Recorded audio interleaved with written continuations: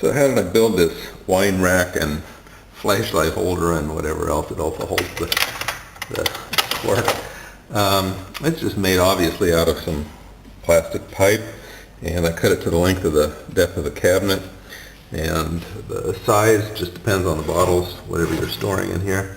I also have one in my storage room where I store odds and ends like pieces of wire and tubing and what have you.